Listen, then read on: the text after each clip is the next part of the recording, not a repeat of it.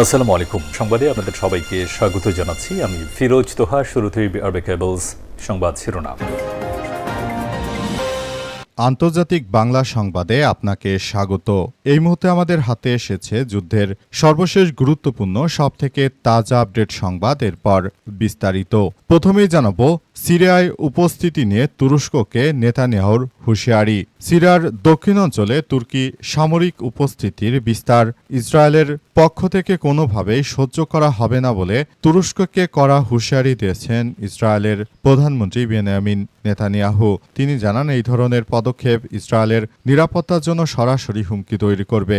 Netanyahu জানান যে দক্ষিণের দিকে তুর্কি সামরিক শক্তির অবস্থান শক্ত হয় আমরা কোনোভাবে বরদাস্ত করব না। এটি আমাদের জন্য হুমকি স্বরূপ এবং আমরা এই বার্তা স্পষ্টভাবে জানিয়ে দিচ্ছি।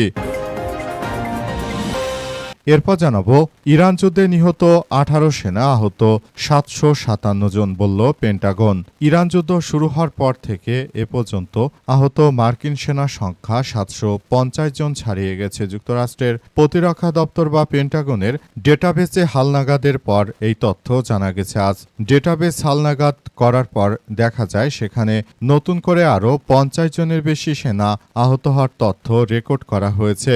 ডিফেন্স ক্যাজুয়ালিটি অ্যানালাইসিস এর পক্ষ থেকে এসব তথ্য জানা গেছে। মূলত তারা ইরানের বিপ্লবী গার্ড বাহিনীর সরাসরি হামলায় ওই পারে চলে গেছে।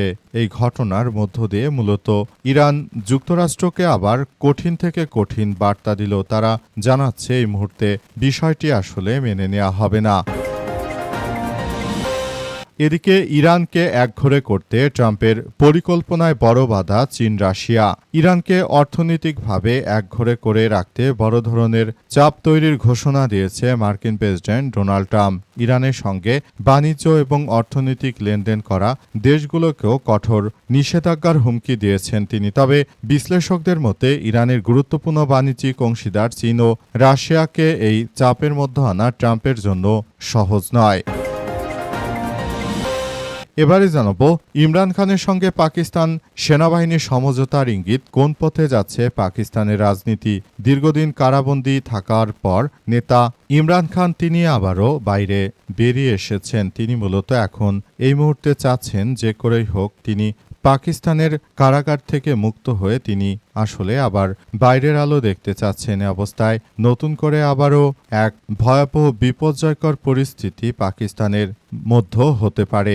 অবস্থায় ইমরান খান পাকিস্তানের সেনাবাহিনীর সঙ্গে তিনি মূলত সবকিছু সমদর্শ করে নিতে চাইছেন এবং তিনি চান যে ভবিষ্যতে পাকিস্তানের সেনাপ্রধান এবং ইমরান খান সবাই একসঙ্গে কাজ করবে। তাই তো পাকিস্তানের সেনাবাহিনীর সঙ্গে ইমরান খান আবার ভালো সম্পর্ক গড়ে তুলতে চাইছেন, যাতে করে ভবিষ্যতে ইমরান খান এবং পাকিস্তান সেনাবাহিনী তারা যেন সবকিছু একসঙ্গে করতে পারে।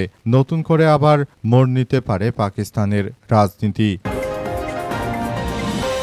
এবং সর্বশেষ জানাবো গুরুত্বপূর্ণ সংবাদ। মন্ত্রিসভায় যুক্ত হচ্ছেন 4 জন, রাতে শপথ। প্রধানমন্ত্রী তারেক রহমানের নেতৃত্বাধীন মন্ত্রিসভায় নতুন করে আরও 4 জন সদস্য যুক্ত করা হচ্ছে। রাতে বঙ্গভবনের দরবার হলে নতুন সদস্যদের শপথ পাঠ করাবেন নবনির্বাচিত রাষ্ট্রপতি মির্জা ফখরুল ইসলাম আলমগীর। নতুন 4 মন্ত্রী হলেন বিএনপির স্থায়ী কমিটির সদস্য ড আব্দুল মঈন খান, জাতীয় party chairman barrister Andalib Rahman Partha, Bandarban থেকে নির্বাচিত সংসদ সদস্য সাচিং প্রু জেবি এবং গাইবান্ধা 4 আসনের সংসদ সদস্য মোহাম্মদ শামীম কায়সার লিংকন। প্রিয় দর্শক, এতক্ষণ শুনছিলেন সংবাদ শিরোনাম, এবারে বিস্তারিত। তবে তার আগে বন্ধুরা অনুরোধ থাকবে এই সংবাদটিতে একটি লাইক দিন। এই চ্যানেলে আপনি নতুন হয়ে থাকলে আমাদের সংবাদটি দেখতে দেখতে চ্যানেলটি সাবস্ক্রাইব করে রাখুন। কমেন্ট করে বন্ধুরা আপনার মূল্যবান মতামত জানিয়ে দিন আপনি বিশ্বের কোন দেশ থেকে বা বাংলাদেশের কোন স্থান থেকে আমাদের সংবাদটি দেখছেন এবং শুনছেন। আর বন্ধুরা সংবাদটি আপনার সোশ্যাল মিডিয়া ফেসবুকে শেয়ার করে বন্ধুদেরও দেখার সুযোগ করে দিন। গাজা যুদ্ধে আপনি যদি নিরীহ ফিলিস্তিনিদের ভালোবেসে থাকেন বন্ধুরা, কমেন্ট বক্সে কমেন্ট করে সেটি পুরো বিশ্ববাসীকে আমাদের এই তাজা আপডেটটি দেখার সুযোগ করে দিন। আর বন্ধুরা দেখতেই থাকুন আমাদের এই লেটেস্ট আপডেট সংবাদ, এবারে বিস্তারিত। সিরিয়ায় উপস্থিতি নিয়ে তুরস্ককে নেতানিয়াহুর হুঁশিয়ারি। সিরিয়ার দক্ষিণ অঞ্চলে তুর্কি সামরিক উপস্থিতির বিস্তার ইসরায়েল কোনোভাবেই সহ্য করবে না বলে করা হুঁশিয়ারি দিয়েছে ইসরায়েলের প্রধানমন্ত্রী বেনিয়ামিন নেতানিয়াহু। আজ নেতানিয়াহু জানান, এই ধরনের পদক্ষেপ ইসরায়েলের নিরাপত্তার জন্য সরাসরি হুমকি তৈরি করবে। নেতানিয়াহু বলেন, দক্ষিণের দিকে তুর্কি সামরিক শক্তি শক্ত অবস্থান হয় আমরা কোনোভাবেই বরদাস্ত করব না। তিনি জানান, এটি আমাদের জন্য অত্যন্ত একটি হুমকি হিসেবে দাঁড়াবে। আমরা এই হুমকি কোনোভাবেই আসলে মেনে নেব না। যুক্তরাষ্ট্র এবং মধ্যপ্রাচ্যের যারা মিত্র রাষ্ট্র রয়েছে তারা এক বিষয়, তবে আমরা তুরস্কের কোনো আধিপত্য সিরিয়ায় মেনে নেব না। তিনি জানান যে তুরস্ক যদি এই মুহূর্তে সিরিয়ার অভ্যন্তরে চলে আসে এবং নতুন করে যদি বিষয়গুলো খুব গুরুত্ব সহকারে কার্যক্রম চালায় তাহলে ভবিষ্যতে তুর্কির সঙ্গে নেতানিয়াহুর আবারও এক ভয়াবহ যুদ্ধ লেগে যেতে পারে। সেজন্য ইতিমধ্যে ইসরায়েল আসলে তারা তৈরি হতে শুরু করেছে। ইসরায়েল এই মুহূর্তে আসলে তারা তাদের জায়গা থেকে যে কোনো মূল্যে যুক্তরাষ্ট্রের এই সামরিক সংঘাতকে উস্কে না দেওয়ার জন্য তুরস্ক বারবার বলে আসছে, কিন্তু নেতানিয়াহু সমস্ত বাধাকে উপেক্ষা করে সিরিয়ার বুকে আক্রমণ চালানোর পর সিরিয়ায় নতুন দফায় আবারও সেনা পাঠাতে শুরু করেছে তুরস্ক জানিয়েছে যে নেতানিয়াহুকে শিক্ষা দেওয়ার জন্য তারা মূলত এই পদক্ষেপ গ্রহণ করতে চায়। অবস্থা তারা আসলে আর চলতে দিতে চায় না। ইরান যুদ্ধে নিহত 18 জন সেনা, আহত 757 জন বলল পেন্টাগন। ইরান যুদ্ধ শুরু হওয়ার পর থেকে এ পর্যন্ত আহত মার্কিন সেনা সংখ্যা 750 জন ছাড়িয়ে গেছে। যুক্তরাষ্ট্রের প্রতিরক্ষা দপ্তর বা পেন্টাগনের ডেটাবেস হালনাগাদের পর এমন তথ্য আসলে নিশ্চিত হওয়া গেছে। পেন্টাগনের পক্ষ থেকে জানানো হয়েছে যে এই মুহূর্তে পেন্টাগন আসলে তারা নতুন করে এক ভয়াবহ বিপর্যয়কর পরিস্থিতির সৃষ্টি করেছে।